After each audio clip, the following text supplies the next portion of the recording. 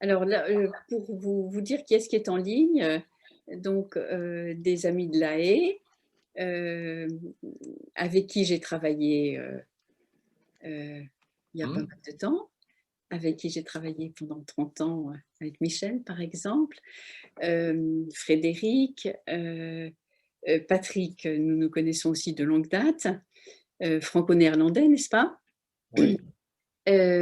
Véronique, une amie de très, très longue date de France Mmh. et Stéphanie, donc une amie de La Haye. Lucas, je ne connais pas, mais Je suis avec une lettre, un sourire. très bien, bonsoir Ah. et puis nos, Lucas, et bah, tu peux te présenter, Lucas, pour dire ce que tu fais si tu veux. Je vais mettre ma caméra rapidement. Oui, donc moi je suis étudiant et donc je travaille depuis quelques mois avec une lettre, un sourire sur tout ce qui est relations institutionnelles, partenariat avec les institutions. Voilà. super.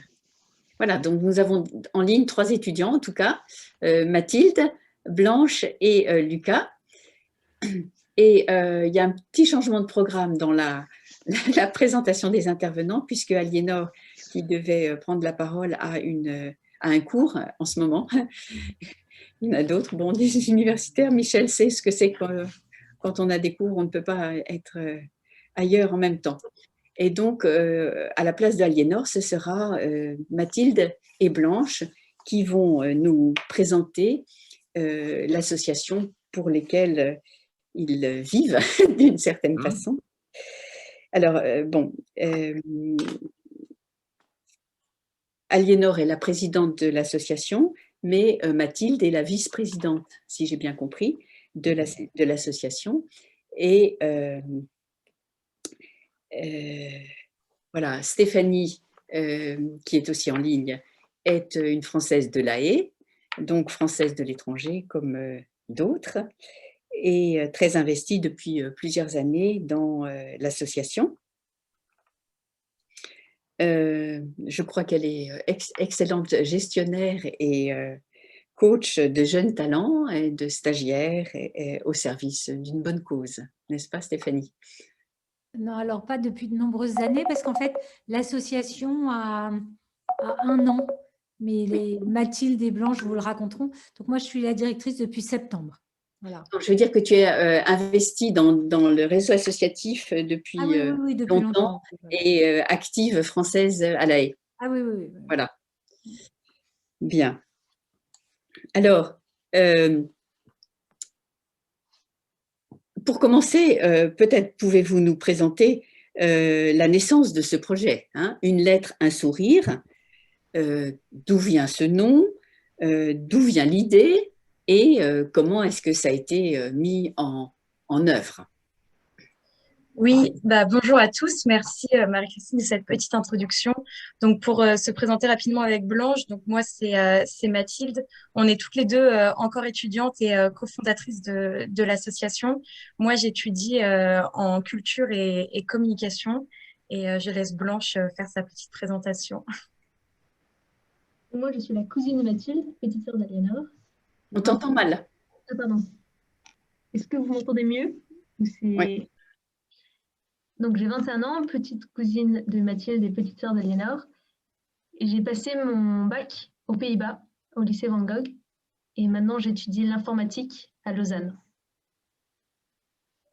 Donc avant de vous raconter toute l'histoire, on a une petite vidéo qui est alors voilà donc c'est une vidéo qui a été qui est passée sur Canal+, la carte blanche, et qui résume un peu. Donc c'est une petite introduction. Ah, il faut peut-être le son. Ok. Vous entendez pas normalement ça devrait marcher, je sais pas.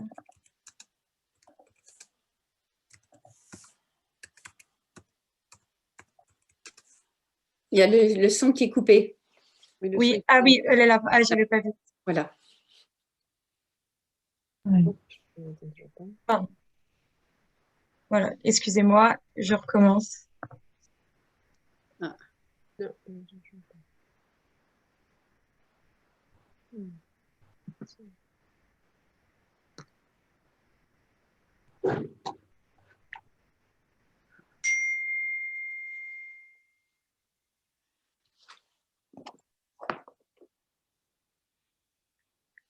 On ne l'entend toujours pas. Hein. Mathilde, on n'entend rien. Ah bon? Non. Non, Pourtant, moi, j'entends très bien sur mon ordi. Euh, nous, on n'entend rien. Ok, bon, peut-être tant pis, alors je sais pas. Peut-être que l'audio est pas... Parce que pourtant, j'entends sur mon ordi et si vous m'entendez, ça veut dire que mon son doit être bon. Blanche, tu peux essayer de régler le problème pour Mathilde? Oui. Peut-être Mathilde, tu peux commencer à raconter. Oui, ouais. Et donc, bon, c'est pas grave, je passe cette slide. Ok, et donc, pardon, excusez-moi pour ce petit problème.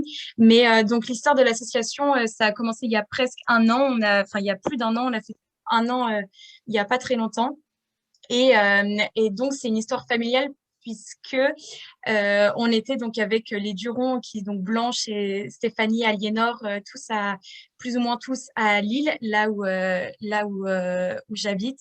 Et premier jour du confinement, on rentre à la maison, toutes les écoles sont fermées, donc on a plein de temps devant nous. Et puis un de nos proches qui travaille à la Fondation Partage et Vie nous fait vraiment part de la tristesse des personnes âgées d'être privées de visite. Elle était confinée depuis déjà quelques semaines et on se dit mais c'est vraiment terrible. Lui nous dit mais si elles meurent pas du virus, elles mourront de solitude. Et donc, on se dit, bah, go, qu'est-ce qu'il faut faire? Là, Aliénor me regarde et me dit, mais Mathilde, on fait un site pour que tout le monde puisse leur écrire des lettres et apporter un peu de soutien à ces personnes-là isolées en EHPAD. Et c'est vraiment comme ça, autour d'un canapé et dans une discussion hyper rapidement que se crée l'association. Et, euh, et donc, je ne sais pas si le son va marcher, mais Blanche, tu veux essayer de la mettre et je continue après? Oui.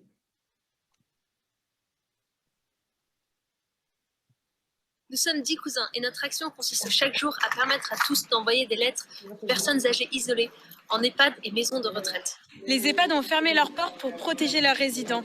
Nous voulions agir, les aider, les soutenir, leur montrer qu'ils n'étaient pas seuls et qu'on pensait à eux. Et il fallait agir vite. En 3 jours, notre site était lancé pour permettre à tous d'apporter des sourires. Sur notre plateforme, vous écrivez une lettre à destination d'une personne âgée isolée. Nous les faisons ensuite parvenir aux EHPAD par email, ils les impriment et nous proposons de rembourser les frais d'impression grâce à vos dons. Vos lettres sont ensuite distribuées et créent de nombreux sourires. Car dans l'espoir, seul, on va plus vite. Mais ensemble, on va plus loin. Je vous souhaite des sourires, des rêves et plein de bienveillance. Blondine. Que c'est jour. C'est beau, hein? Pour continuer, nous avons besoin de vous. Écrivez votre lettre sur notre site et propagez des sourires. Je le répète, hein, une lettre, unsourire.org, on les soutient, leur initiative, elle est formidable. Donc voilà, pour cette vidéo qui a mis du temps à se mettre en route. Et donc Blanche, peut-être si tu veux aller à la photo d'après, il y a une partie sur la slide d'après, une partie de nos cousins, enfin de mes frères et sœurs et des frères et sœurs de Blanche. Voilà, donc avec nos t-shirts, une lettre, un sourire au début du lancement l'été. Et donc, je m'étais arrêtée à cette journée fatidique où l'idée est venue. Et puis après, en 3 jours, on s'est dit, bon, il fallait trouver un logo, le nom de l'association, faire le site Internet. Donc, tout ça s'est fait assez rapidement autour d'un brainstorming en appelant nos amis qui avaient des compétences qu'on n'avait pas forcément. Et donc, on voulait des choses assez simples, donc c'est pour ça que le nom est très simple, une lettre, un sourire. On se demandait, on voulait vraiment apporter, le but du projet c'était d'apporter vraiment de la joie aux personnes âgées, donc on pensait à sourire, soleil, donc c'est vraiment comme ça qu'est venu le nom. Pareil pour le logo qui est très simple, un petit smiley, mais qui illustre assez bien avec le jaune et le sourire, le message qu'on voulait faire passer. Et puis, donc voilà, le site s'est fait comme ça assez rapidement. C'était pas du tout notre site initial n'est pas du tout celui qui est aujourd'hui en ligne. Je sais pas si vous avez pu regarder rapidement, mais en tout cas, à la base, on avait vraiment un site vitrine assez simple d'utilisation. Et c'est après qu'on a eu un site beaucoup plus professionnel. Et donc, voilà, Blanche, si tu veux expliquer la suite. Donc ça, c'est un peu le fonctionnement d'une lettre à sourire. Et le but, en fait, si vous voulez très simple, c'est, on s'est dit, bah voilà, nous, on est prêts à écrire des lettres.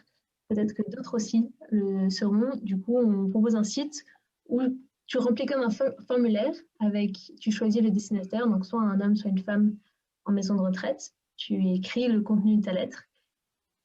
Tu nous donnes aussi ton email pour qu'on puisse te mettre en contact si jamais il y a une correspondance qui est derrière et même pour avoir des retours.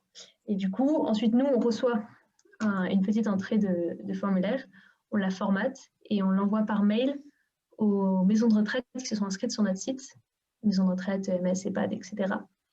Et ensuite, eux, les animateurs, impriment toutes ces lettres qui leur arrivent par mail et les distribuent ensuite aux résidents directement dans la maison de retraite. Et ce qui était peut-être un peu fou au départ, c'est qu'on n'avait pas forcément réfléchi à tout le processus. Quand on a lancé le site, on avait vraiment juste une idée vague en tête de ce qu'on voulait faire, mais c'est vraiment au moment où on a reçu les premières lettres. Donc dans l'après-midi, on l'a lancé, on a reçu les premières lettres sur le site, on s'est dit, mais ok, là on a 4 EHPAD qui sont inscrites, on a, je sais pas, déjà une centaine de lettres qui sont arrivées, comment est-ce qu'on fait est-ce qu'on envoie des PDF, est-ce qu'on envoie des Word, et donc on s'est retrouvé à les faire à la main, des copier-coller de formulaires qui avaient été remplis sur le site pour ensuite les envoyer aux maisons de retraite. Et c'est vraiment petit à petit qu'on a développé des programmes pour que ce soit plus efficace, pour que directement les entrées sur le site soient transformées en PDF qui puissent être envoyées aux maisons de retraite. Et vous avez donc commencé par créer un site.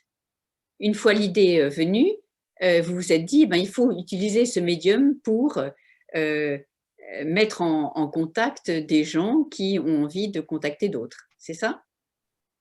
Exactement. Comme le confinement allait commencer dans la semaine qui suivait, donc on ne pouvait plus bouger. Et donc, on s'est dit que le format via un site serait peut-être le plus adapté pour collectionner les lettres et les transmettre. Mais on n'a pas codé un site ce soir-là. Il y a plein de sites vitrines qui existent. Donc, on est passé par Wix, et juste on a rempli, il nous disait mettez votre titre ici, on a mis notre titre ici, etc. Et on a fait ça très simplement au début, et c'est après qu'on a codé à proprement parler le site. D'accord. Mais vous êtes parti tout de suite sur l'idée d'écriture, parce que vous auriez pu penser à téléphoner, par exemple, ou passer voir des gens. Mais quel est le sens de l'écriture dans votre idée? Mathilde, est-ce que tu veux répondre là-dessus? Oui, alors en fait, donc on était hyper...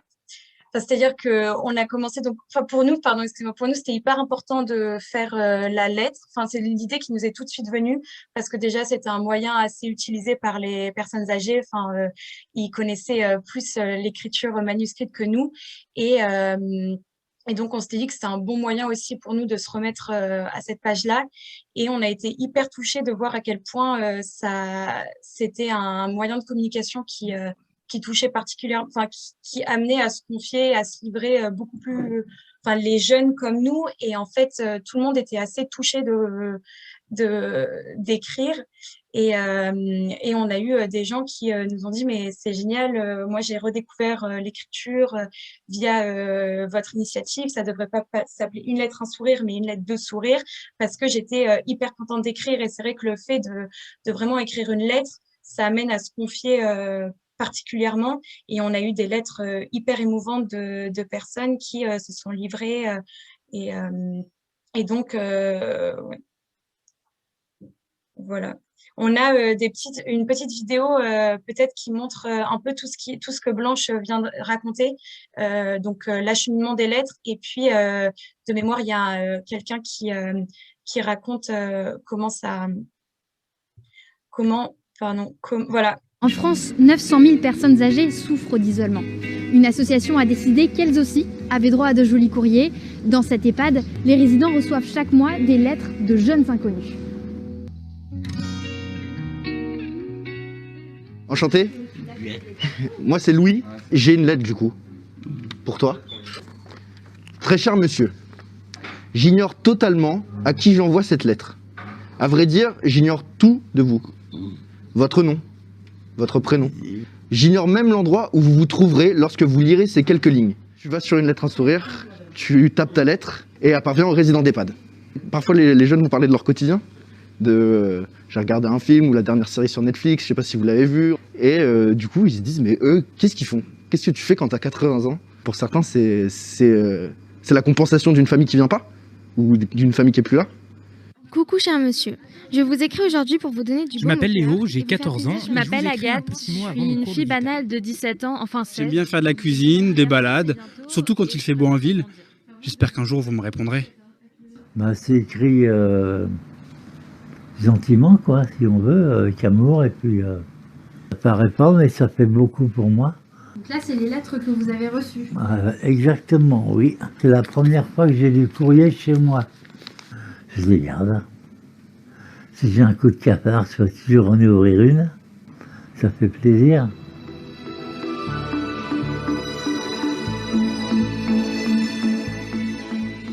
Donc voilà, pour un petit témoignage d'une personne qui reçoit la lettre et qui en écrit. Louis, celui qui parle dans la vidéo, il fait partie de l'équipe Une lettre, un sourire et il fait partie notamment d'une troupe théâtre dont on pourra parler un peu plus tard. Et donc, il est allé en EHPAD, il travaille aujourd'hui aussi dans un EHPAD, donc c'est une jolie histoire. Et peut-être pour continuer, on peut, à titre indicatif, vous montrer, donc ça c'est, Blanche, si tu veux un peu développer là-dessus, c'est tout ce qui est nos chiffres et puis notre localisation. Yes. Du coup, on a commencé avec nos 4 EHPAD partenaires et petit à petit, il y a des animateurs qui nous ont contactés pour nous dire qu'ils aimeraient eux aussi recevoir toutes ces lettres-là. Et donc, une à une, les maisons se sont inscrites. Aujourd'hui, on a 1350 établissements dans 9 pays différents. On envoie des lettres principalement en anglais et en français. C'est plus de 800 000 lettres qui ont été envoyées depuis 1 an. Donc, l'initiative est née le 17 mars l'année dernière.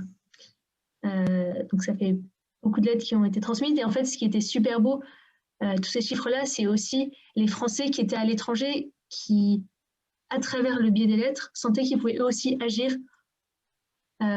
pour la France, pour tous ces gens qui étaient isolés. Eux, ils étaient peut-être dans des pays où les règles n'étaient pas aussi strictes et le confinement pas aussi dur. Et en écrivant des lettres comme ça pour les résidents d'EHPAD en France, ils sentaient qu'ils prenaient part à ce que les Français vivaient. Donc c'était assez chouette aussi de recevoir le témoignage de ces gens-là. Aujourd'hui, on a aussi 401 établissements scolaires qui sont inscrits. Donc, le projet a un peu évolué depuis 1 an. Et au début, les lettres étaient toutes sur ordinateur, donc via un formulaire et ensuite qui est écrit, donc rien de manuscrit. Et aujourd'hui, il y en a beaucoup plus qui sont manuscrites parce que c'est des enfants en école qui vont écrire des lettres à la main et qui vont être ensuite distribuées dans les maisons de retraite de la ville, du village, de la région. Et donc, ça fait... Oui, le but, c'est de créer derrière peut-être un lien encore un peu plus proche avec les personnes qui sont à côté de nous, mais que finalement, on ne voit pas ou on ne voit plus.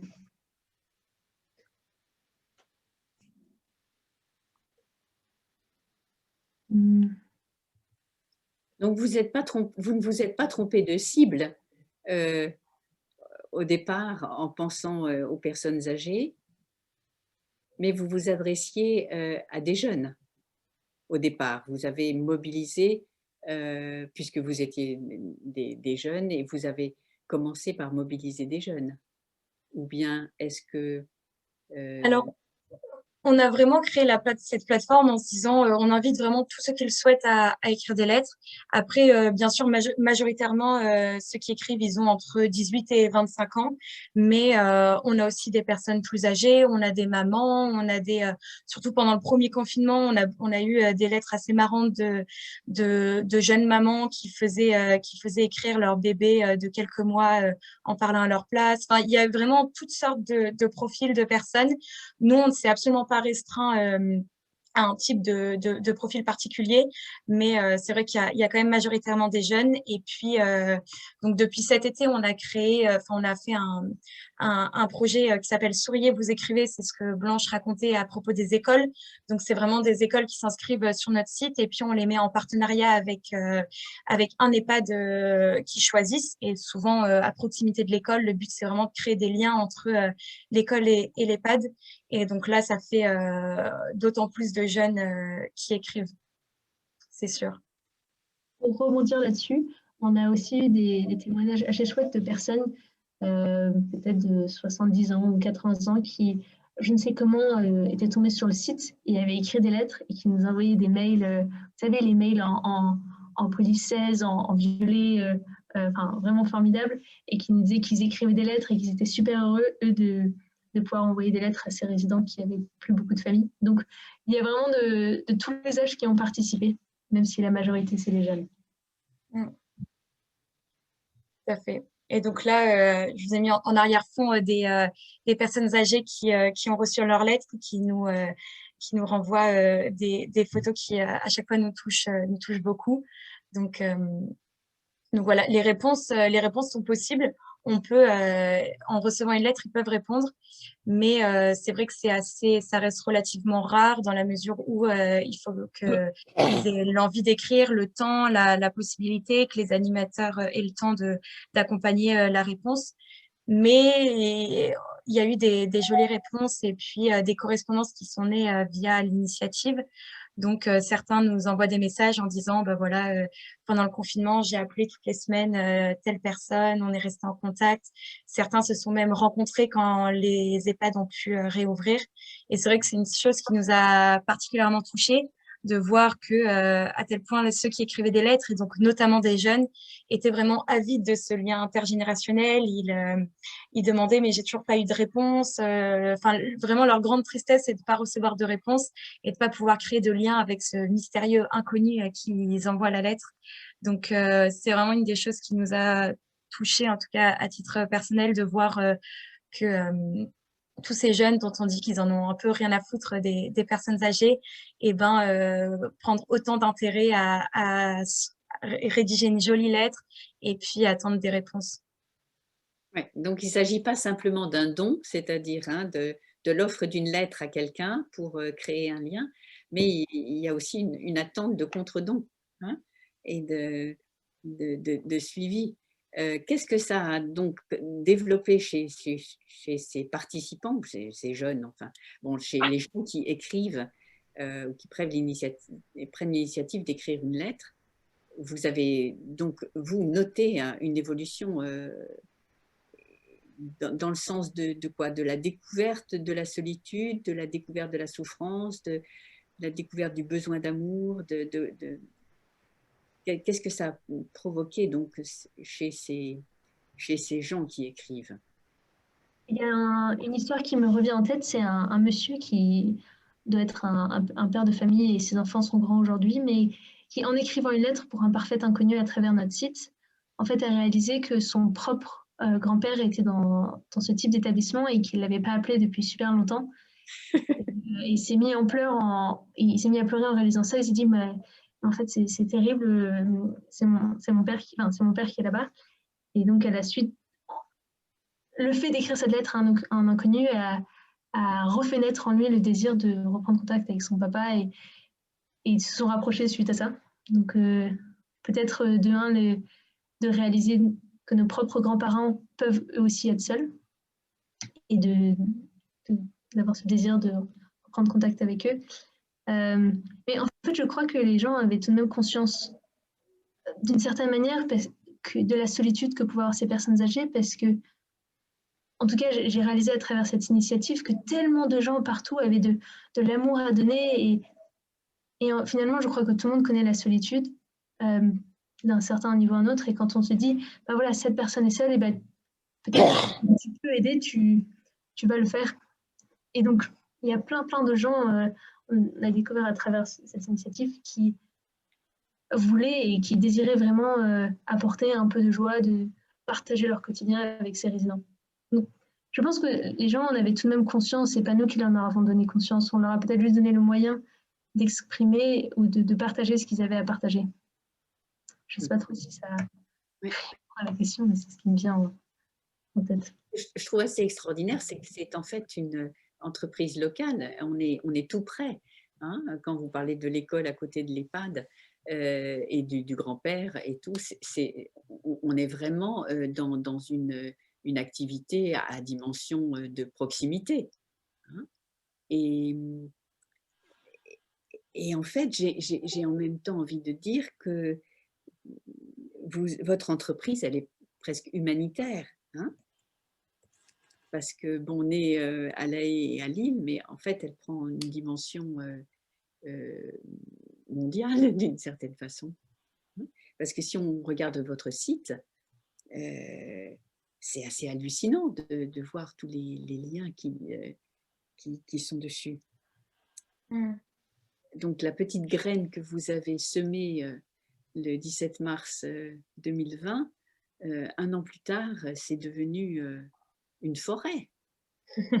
Non? Je me trompe? Oui, si, bah, c'est un peu, enfin, c'est vrai qu'on n'a pas du tout maîtrisé ce qui s'est passé. Nous, on l'a créé vraiment en se disant, bah, c'est un peu comme une blague entre cousins et nos parents, nos proches vont écrire des lettres, mais c'est tout. Et puis, on n'avait pas du tout les compétences. Je pense que si on savait ce qui nous attendait, pas sûr qu'on l'aurait fait parce que je pense qu'on s'en sentait tous un peu incapables. Et puis, et c'est vrai que bon, là, ça a pris des proportions un peu démesurées. Peut-être que Blanche, tu veux continuer sur ce point-là. C'est sûr que enfin, c'est un peu fou ce qui est advenu de ce projet. Et, mais maintenant, en fait, même on pensait même pas que ça allait durer jusqu'à la fin du confinement, enfin que ça allait s'arrêter après le premier confinement. Et à la fin du premier confinement, on a un peu demandé aux animateurs d'EHPAD, aux personnes qui écrivaient, s'ils voulaient que ça continue et que si eux désiraient que ça continue, eh bien nous, on continuerait derrière. Et tout le monde nous a répondu oui avec joie et du coup, on continue. Et aujourd'hui, il y a aussi un peu une responsabilité maintenant qu'on a, c'est bah, pour ce monsieur là que vous avez vu dans la vidéo, pour cette autre personne qui reçoit des lettres et qui en attend d'autres, il compte sur nous maintenant pour, d'une certaine manière, pour continuer à permettre ces liens d'exister. Il y a aussi ceux qui nous financent, enfin, on a aussi une responsabilité vis-à-vis d'eux pour tous ceux qui écrivent. Oui, cette action continue parce que les personnes veulent agir. Ça dépasse pas simplement les frontières, mais aussi la taille des personnes. Enfin, c'est assez extraordinaire. Ouais, c'est sûr. Là, je vous ai mis une photo de notre équipe. Alors, c'est certains stagiaires d'une lettre, un sourire, parce que c'est vrai, ce que dit Blanche, ça marche aussi à titre, par rapport à l'équipe, parce que quand on a commencé, donc on était vraiment que nos cousins, Blanche, ses frères et sœurs, et mes frères et sœurs. Et puis, rapidement, des amis nous ont rejoints. Sur les réseaux, en fait, ça a tout de suite hyper bien marché. Donc, plusieurs amis nous ont dit, bah, j'aime trop, comment je peux faire pour vous aider?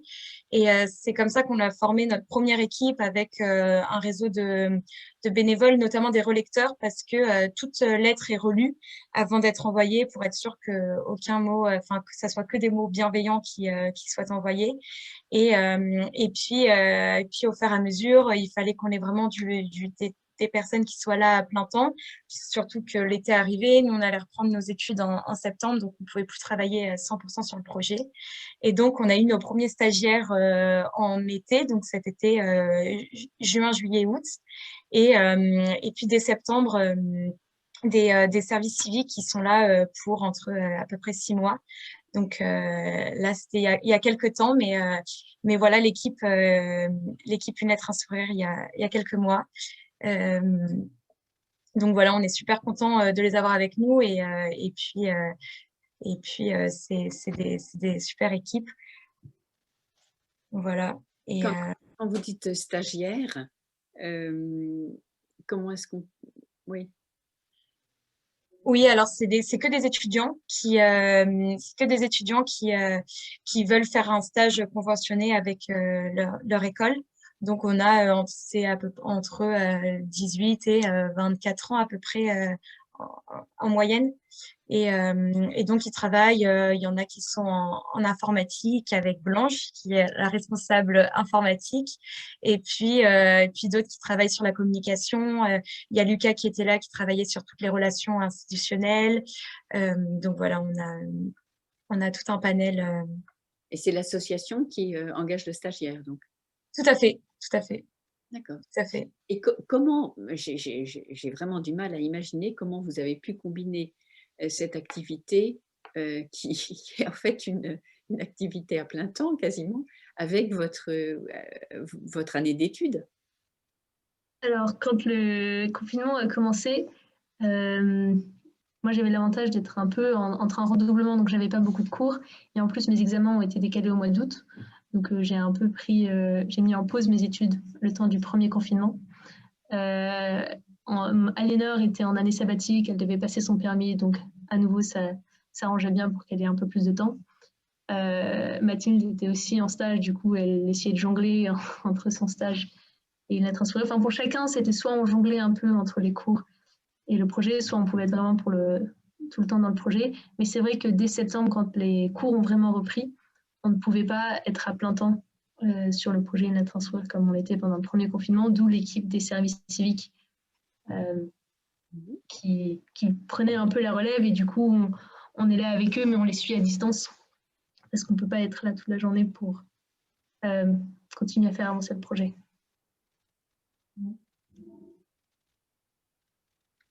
Est-ce que l'un ou l'autre veut poser une question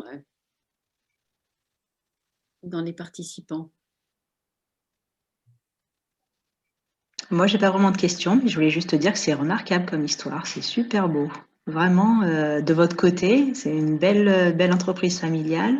De l'autre côté, ça avait l'air d'être une nécessité apparemment, c'est très bien reçu. C'est une belle histoire que vous nous racontez ce soir. Merci.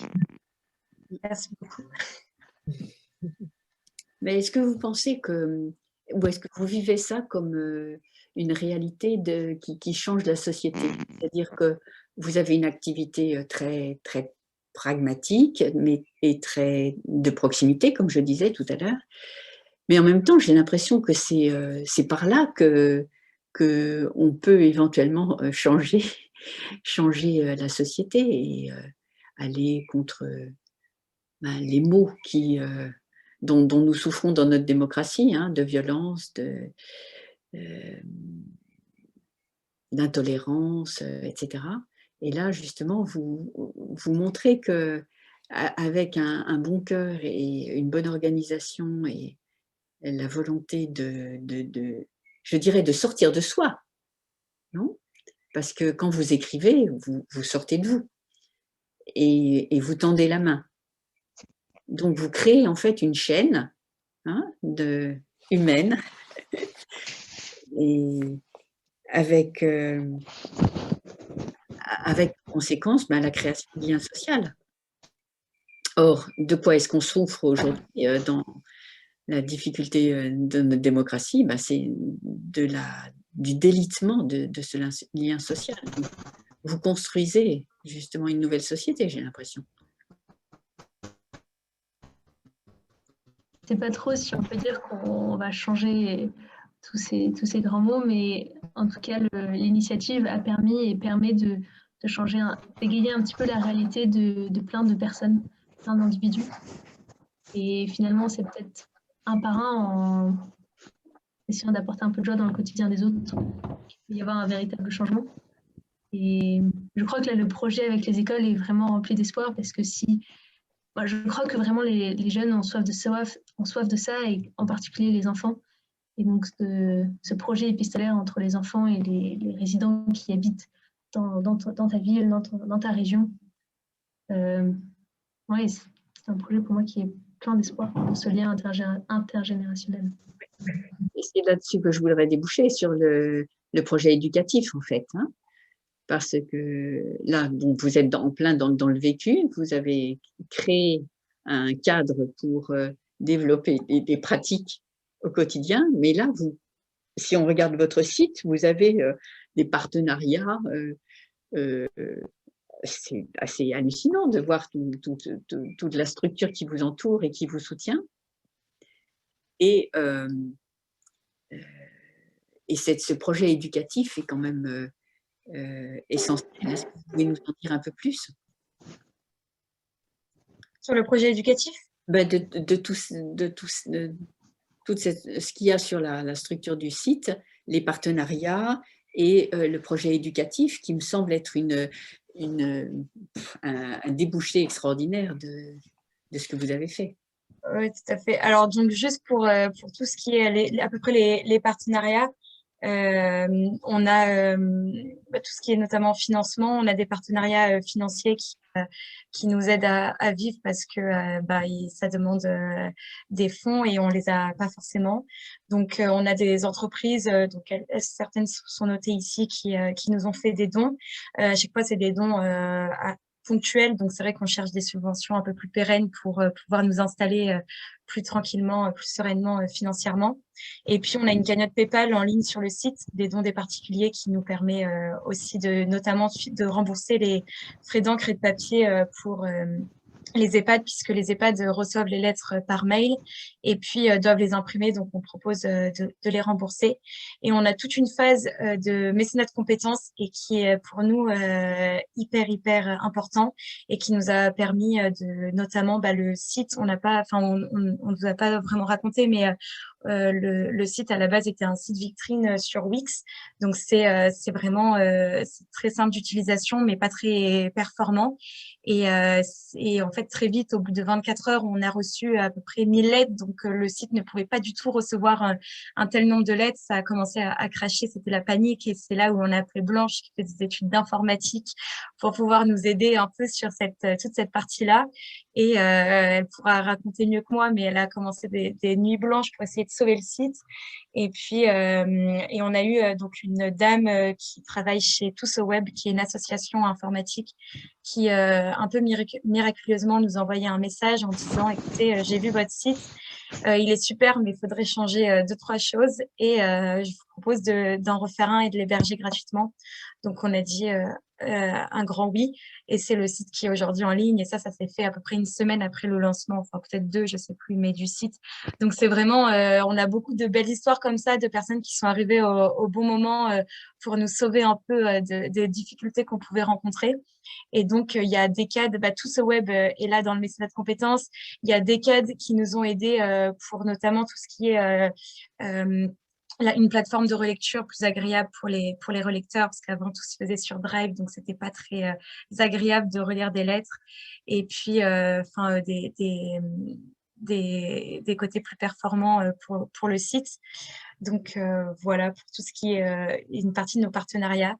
Et donc, après, pour tout ce qui est les écoles, là, on a tous nos projets. Enfin, les écoles, oui, ça s'est créé cet été avec ça a commencé avec des colonies de vacances. On se disait cet été, ça serait super de faire écrire des jeunes qui sont en colonie de vacances. Donc là, on a pris des EHPAD qui étaient à côté des lieux de vacances et puis on leur envoyait des bloc-notes en demandant d'écrire. Et très vite, on s'est dit qu'il fallait faire ça avec les écoles. En fait, en réalité, on se l'est dit même au tout début du confinement, puisque pendant le premier confinement, beaucoup de profs nous ont dit « Ah, mais c'est super, j'ai fait relayer l'initiative à mes élèves. » Et en fait, on a vite pris conscience que c'était un projet qui était aussi pédagogique pour les professeurs parce que ça mobilise la langue française et donc ils peuvent s'en servir à titre éducatif. Donc, c'est comme ça que le projet avec les écoles a pas mal pris. Et donc voilà, aujourd'hui, on a fait un partenariat avec l'Éducation nationale et on espère donc on a signé une convention et on espère que rapidement le projet sera en ligne sur Eduscol, qui est le site référent pour les professeurs. Donc normalement dans les mois à venir pour pouvoir écrire une lettre dans les programmes scolaires. Okay. Blanche, non. Et sinon, il y a une phase aussi c'est une petite vidéo qu'on peut vous montrer qui est pour toute la partie anglophone. Donc, parce que en juin de mémoire, on a lancé le site en anglais et donc on a une petite vidéo qui présente le site en anglais, si on peut vous la montrer. Today, the team One Letter One Smile invites you to send love to isolated elderly people in just a few clicks. Here's how you can join our mission of fighting the loneliness pandemic. By going onto our website, write your letter in the space provided. We, the team, then receive your letters, format them, and send them to nursing and retirement homes. Your letter is then printed and distributed to the residents. And voila! This random act of kindness will have brightened up someone's day and given them a smile. Welcome to One Letter, One Smile, where you can send love in just a few clicks. Donc voilà, pour la partie anglophone.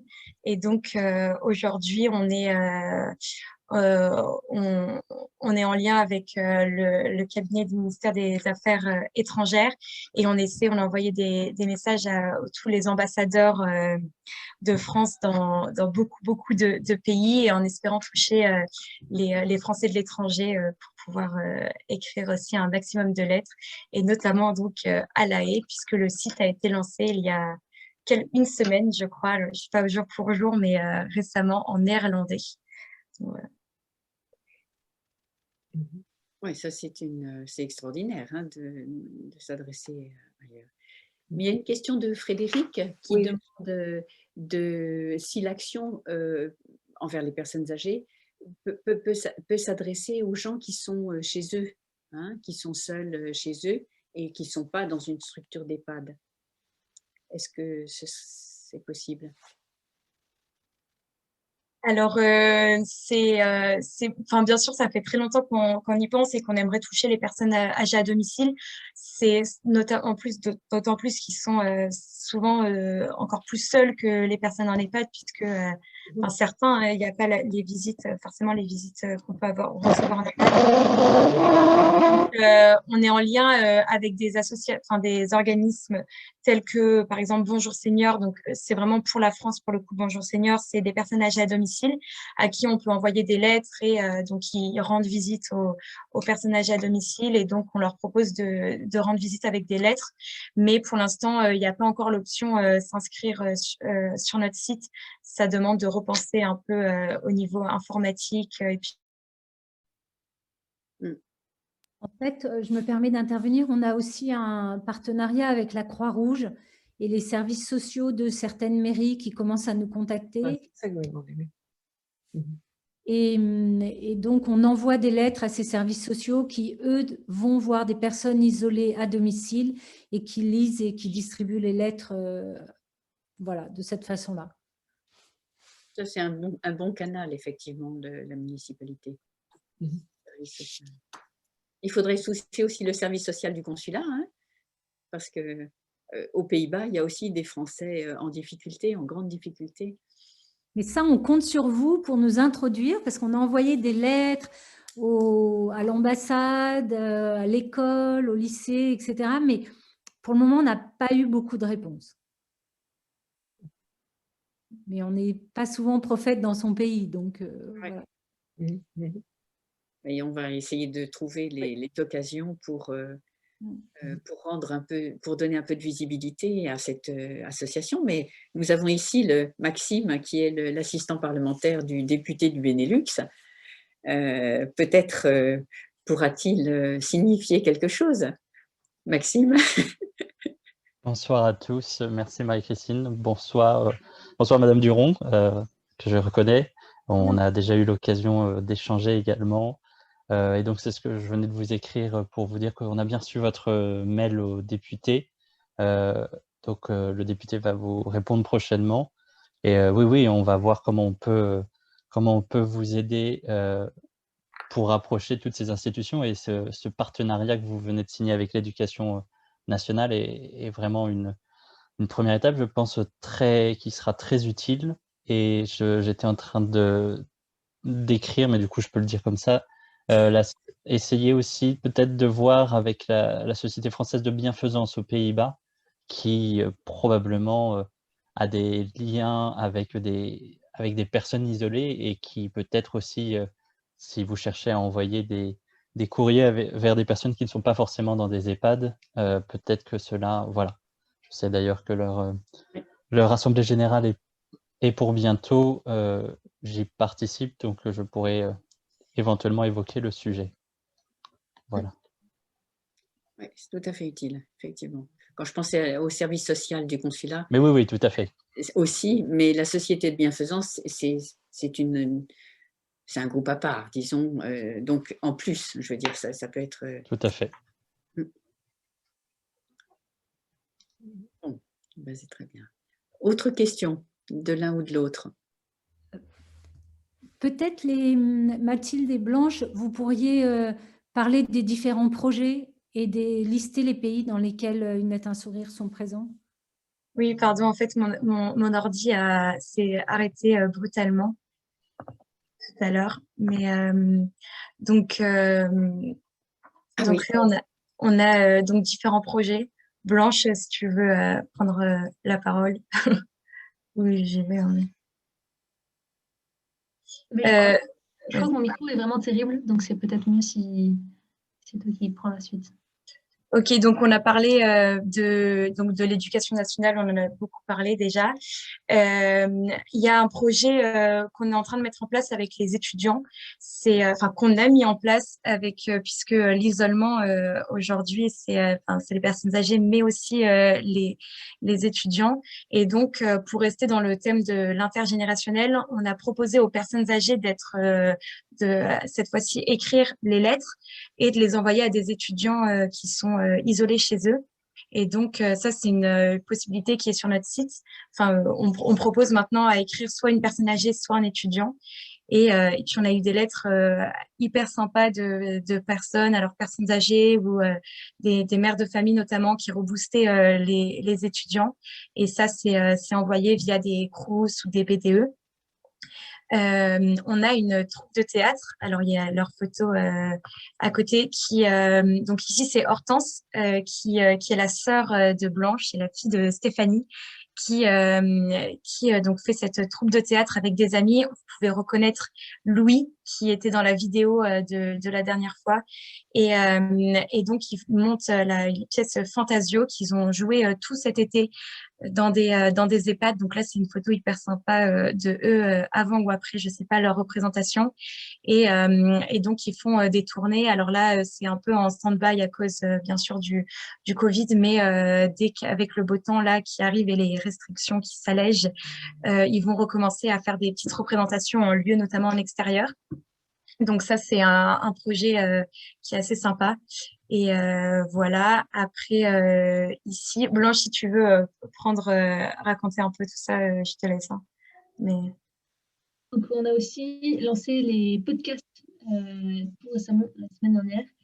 Et donc, c'est pour un peu répondre au fait que les animateurs, enfin vraiment, dans nos valeurs, il y avait la simplicité, la flexibilité et l'amour. Et la simplicité, c'était vraiment que ça soit simple pour la personne qui écrit, pour l'animateur, enfin pour que tout le monde dans la chaîne, pour que ça soit simple pour tout le monde. Et en fait, les animateurs aujourd'hui ont très peu de temps et ils ne peuvent pas forcément lire la lettre avec le résident autant qu'ils le voudraient.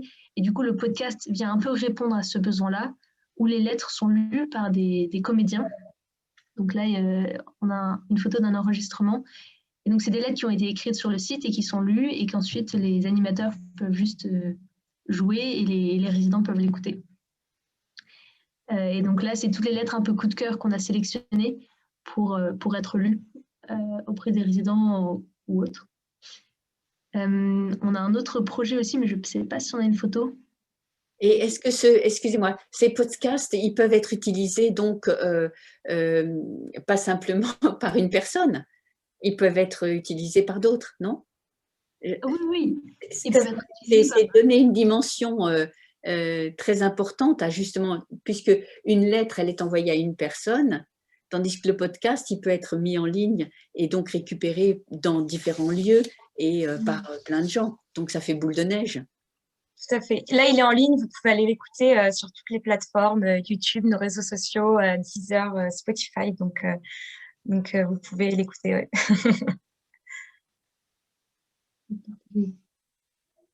Et je ne sais pas si Renaud est dans les parages pour qu'il nous présente. Ah oui, non. Enfin, okay. Mais vas-y. Vas-y.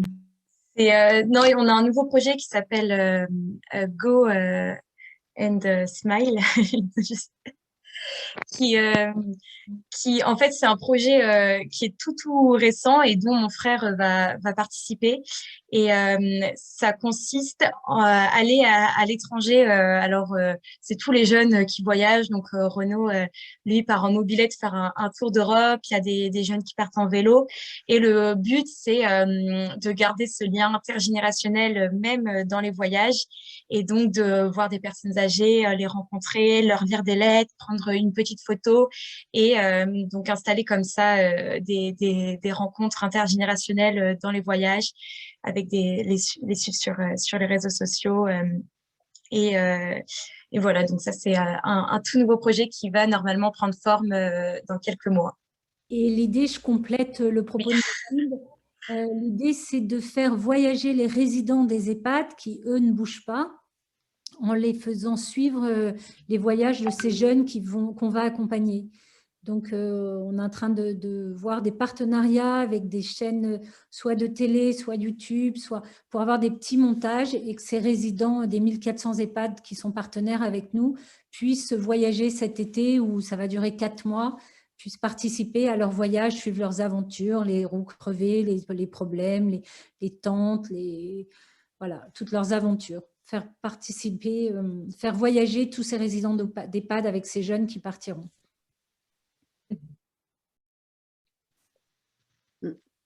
Donc voilà, pour nos projets en cours, on en a un dernier aussi qui est l'écriture d'un livre. Donc avant même le podcast, le livre, l'idée nous est venue un peu avant. Donc en fait, on a été hyper touchés de voir toutes ces lettres. Il y a des lettres qui sont magnifiques. Alors vous avez entendu quelques extraits dans les vidéos, mais c'est vrai que certaines fois, nous, en lisant des lettres, même tous nos amis relecteurs, on a été hyper émus par les lettres. Donc, toutes celles-là, on les met en coup de cœur. Et on se dit, mais il n'y a pas que les personnes âgées qui sont, à qui ça fait plaisir de lire toutes ces lettres.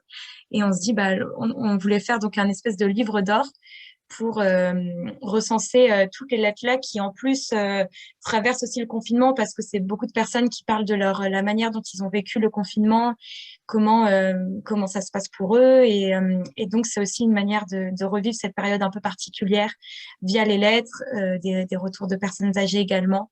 Et donc, ça, c'est un projet sur lequel on travaille depuis quelques mois. Oui, mais ça a effectivement beaucoup d'intérêt parce que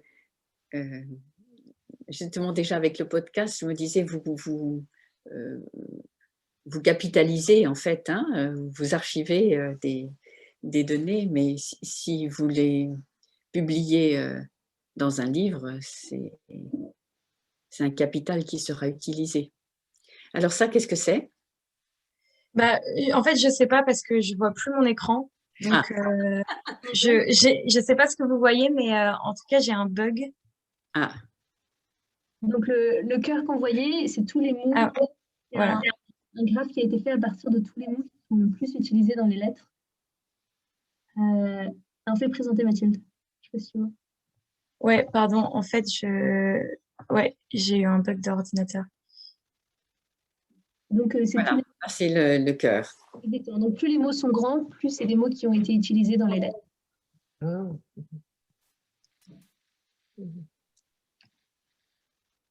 Il y a peut-être une chose qu'on peut rajouter, c'est parti effectivement de France et des Pays-Bas, parce que les deux équipes étaient une équipe à Lille, une équipe à La Haye. Et les premiers EHPAD étaient dans le nord de la France. Après, ça a très vite dépassé le département. C'est parti aussi en Belgique, bon, la France dans sa globalité, l'outre-mer, les Français de l'étranger. Et puis tout de suite, ça a été suivi avec la Belgique, le Luxembourg, la Suisse. Après, donc en juin, elles vous en ont parlé, en Angleterre, aux US, au Canada. Et là, on a ouvert le mois dernier, donc les Pays-Bas, l'Allemagne et l'Espagne vont suivre au mois de mai. Donc il y a vraiment une dimension européenne et puis internationale qui est vraiment importante, et que toute l'équipe d'une lettre, un sourire est vraiment contente que ça dépasse les frontières. Et c'est une initiative vraiment locale. L'idée, c'était d'apporter des sourires à l'EHPAD du bout de la rue, à côté de chez eux, à Lille. Et puis, c'est parti un peu au-delà. Oui. C'est amusant, vous avez toujours tout de suite pensé à sourire, au mot sourire? Bah, on hésitait un peu avec soleil, mais des mots qui font sourire. D'accord, et pas larmes. Pas larmes? Non, non, non. Non, c'était vraiment un parti pris. D'ailleurs, sur notre site, il y a beaucoup de sourires, de smileys, de cœurs, de tout ça. Et c'est vraiment c'était un parti pris de mettre un peu de joie et d'amour dans des périodes qui peuvent être un peu tristes. Donc, ouais. Ben, je pense que vous avez réussi. Et moi, j'admire comment la façon dont vous avez pu gérer cette évolution, parce que vous auriez pu lâcher prise étant donné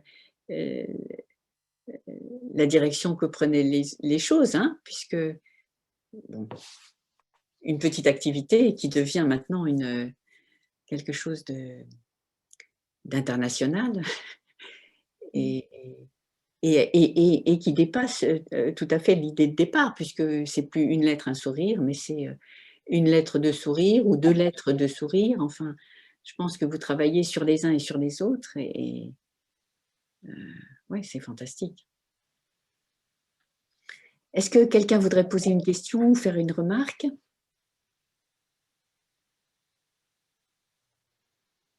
Je pense que la seule remarque, enfin, moi je reste sans mots parce que c'est magnifique hein, ce que vous avez fait. Et en plus, voir les développements européens, l'aspect intergénérationnel, le fait aussi de ce projet scolaire, parce que je pense qu'une lettre manuscrite pour des personnes âgées a encore peut-être plus de valeur qu'une lettre imprimée. Donc, non, vraiment, super, magnifique. Tous mes voeux de succès pour la suite. Chapeau. Merci beaucoup. Et comme tu parles de lettres manuscrites, moi j'insiste sur le fait que c'est époustouflant de voir que vous utilisez l'écriture. Parce que dans nos générations, enfin, je sais pas, je trouve que les choses évoluent tellement. On est dans l'immédiat, pas dans l'écriture. Or là, qu'est-ce que vous proposez? C'est justement de se poser hein, et de sortir de soi et de dire quelque chose à quelqu'un. Donc, de créer une interaction. C'est extraordinaire. Et en plus, une lettre, ça reste. Hein, c'est ce que dit ce monsieur dans la vidéo. Si j'ai un petit coup de cafard, je relis. Et ça, c'est la force de l'écriture, la force du papier. Vraiment magnifique. Ouais. Superbe. Ouais. Je voulais me joindre à ça aussi pour trouver que c'est vraiment formidable. C'est terriblement inspirant. Ça fait du bien d'entendre tout ça, puis de vous voir enthousiaste, joyeuse, très positive. Les deux toutes petites choses. Je me demandais d'un côté, est-ce que ça ne vous effraie pas un petit peu, ça ne vous donne pas un peu le vertige de voir à quel point comme ça explose, parce que je trouve ça formidable, toutes ces initiatives qui viennent se coller, disons, à la première initiative qui était effectivement relativement humble et modeste au départ. Et puis deuxièmement, est-ce qu'il n'y a pas même un risque de peut-être perdre ce qu'il y avait de si beau, à savoir ce côté presque un peu intime d'une lettre envoyée à une personne qui peut-être dans certains cas va la renvoyer, en multipliant peut-être les activités, je ne sais pas. Alors, par rapport déjà à la première question, on a été paniqués au tout début. Et notamment la première semaine où en fait, donc justement, on avait pensé recevoir une lettre par heure ou même pas 2 lettres par semaine, quoi. Et donc, on avait un chat automatique qui disait merci d'avoir envoyé ta lettre à. Et donc, il y avait vraiment une personne âgée, puisqu'on avait très peu de personnes âgées qui recevaient des lettres, 2-3 EHPAD partenaires via justement notre proche qui était la Fondation Partager Vie. Et on pensait envoyer comme ça quelques lettres manuscrites, enfin les imprimer, mais bon, les mettre sous papier et puis les envoyer nous. Et en fait, au bout de 24 heures, on en avait 1000. Donc c'est vrai que là, on avait toutes ces lettres-là et on se disait, mais comment faire? On peut pas toutes les imprimer, les envoyer. Et puis tout le monde avait merci d'avoir envoyé ta lettre à telle personne. Et c'était tout le temps la même personne parce que le chat, vous pouvez plus le changer. Donc ça a été vraiment très, très, très...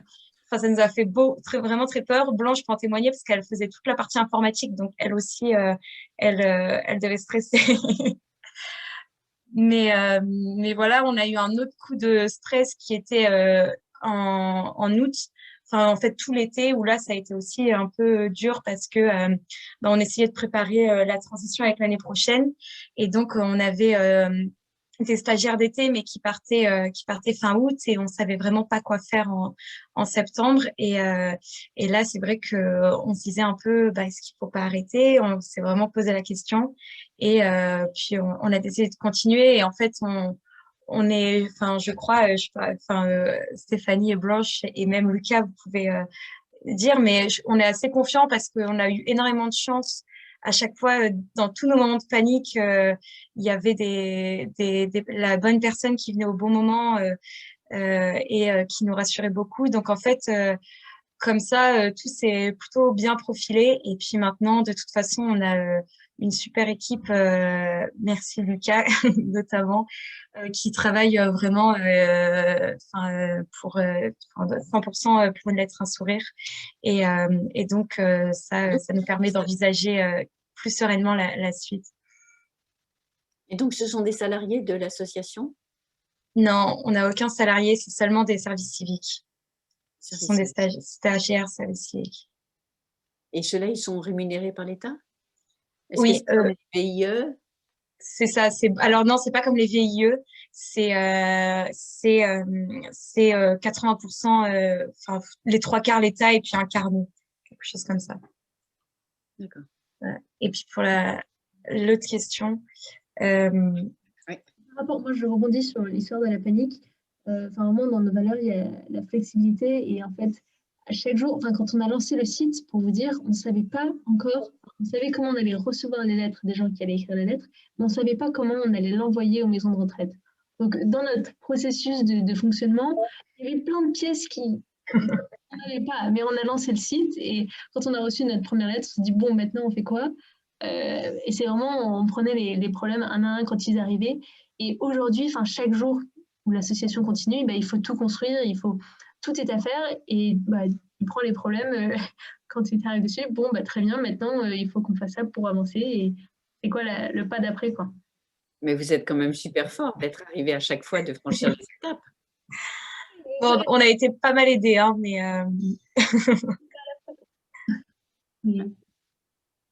Oui. Et dans des moments de panique sur le site, il y en a eu plusieurs. Il y en a eu un bon aussi de moments de panique à Noël avec Léna Situation, qui est une youtubeuse un peu connue, qui a énormément de succès sur les réseaux sociaux, qui a parlé plusieurs fois d'une lettre, un sourire pendant une même semaine. C'était un partenariat avec Danone. Et là, le site a aussi explosé plusieurs fois et la tech a passé quelques nuits dessus, quoi. Ça a été... Oui, parce que vous êtes quand même assez tributaire du site. C'est votre outil de communication, oui, bien sûr. Oui, sans site, on n'est plus grand-chose. Et l'autre question de Michel sur... Ouais, alors c'est vrai que en fait, on se pose un peu tous les jours cette question parce qu'il y a beaucoup de personnes qui nous contactent pour faire différents projets, des partenariats, des choses comme ça. Et nous, à chaque fois, on a envie de dire oui à tout parce que forcément, c'est que des beaux projets. Mais très vite, en fait, on voit bien qu'on peut pas tout faire et qu'il faut pas se perdre non plus dans tous ces projets-là. Et donc, un peu entre nous, on s'est fixé quelques critères à respecter. Il fallait déjà que ça soit simple pour nous parce qu'on peut pas perdre trop de temps à chaque fois dans tous ces projets, sinon ça devient très compliqué à gérer. Il fallait que ça et puis que ça reste dans l'intergénérationnel, c'est vraiment notre fil conducteur. On s'est posé la question, est-ce qu'on va pas envoyer des lettres à des enfants en hôpitaux ou des choses comme ça, et parce que à chaque fois c'est pas que on n'a pas envie, hein, c'est super, mais c'est vrai qu'on perd un peu notre identité. Et donc ça, c'est vraiment quelque chose qu'on garde avec nous. Et puis que ça fasse sourire, on garde aussi cette idée du sourire-là, que ça fasse sourire et ceux qui font le projet et puis ceux qui en bénéficient. Donc un peu comme ça, on essaie de juger si un projet entre guillemets vaut le coup ou pas. Et puis c'est vrai que notre identité, on essaie de la garder aussi. Enfin, c'est une initiative familiale et on essaie que ça soit une ambiance de famille aussi dans nos équipes avec les stagiaires qui travaillent. Bon, c'est compliqué, on aimerait bien se voir plus entre nous. Il y en a beaucoup qui sont à La Haye, mais on se voit. Enfin, moi qui suis sur l'île, Blanche en Angleterre, c'est vrai que nous on voit pas mal via Zoom, mais on essaie quand même que l'ambiance soit chaleureuse, bienveillante. Donc voilà, pour essayer de rester au plus près de l'initiative de départ. Ouais. Dans les petits projets qu'on peut lancer, il y a beaucoup de choses qui vont être ponctuelles.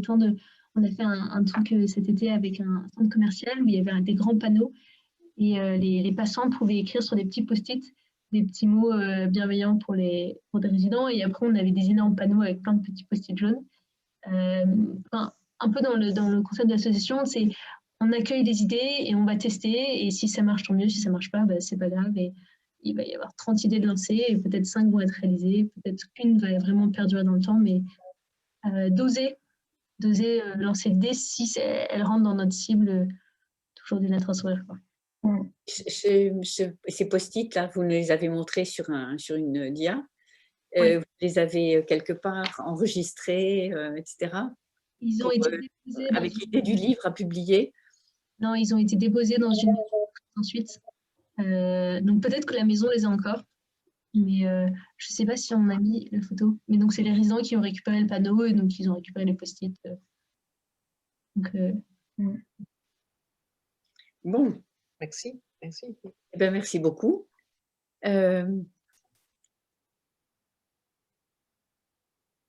Je reste baba devant votre entreprise et c'est extraordinaire. Mais en fait, ce que moi j'ai réalisé, c'est que nous, ce qu'on avait fait, en fait, finalement, c'était tout simple, mais ce qui était le plus fou, c'est tous ces gens qui avaient ce désir d'écrire une lettre et toutes ces personnes, tous ces animateurs qui étaient prêts à prendre un peu plus de temps pour imprimer les lettres, pour les distribuer aux résidents. Et en fait, c'est ça qui est complètement fou, c'est de voir le nombre de personnes qui se sont levées pour écrire des lettres, pour prendre du temps pour ces résidents qui étaient isolés. C'est ça le plus fou, le plus beau, je trouve. Et même toutes ces entreprises qui ont cru au projet et qui croient à la mission qu'on porte et qui voulaient nous aider à la manière qu'ils pouvaient, donc que ce soit à travers des conseils ou autres. Et finalement, nous, on est juste le petit lien entre tous ces gens qui veulent agir. Oui, mais vous avez été une étincelle et puis ça continue, disons. Hein. Bon, eh ben, merci beaucoup pour cette belle soirée. Je vois Véronique qui applaudit. Est-ce que tu veux dire quelque chose, Véronique? Ou Denis? Non? Bon. Véronique.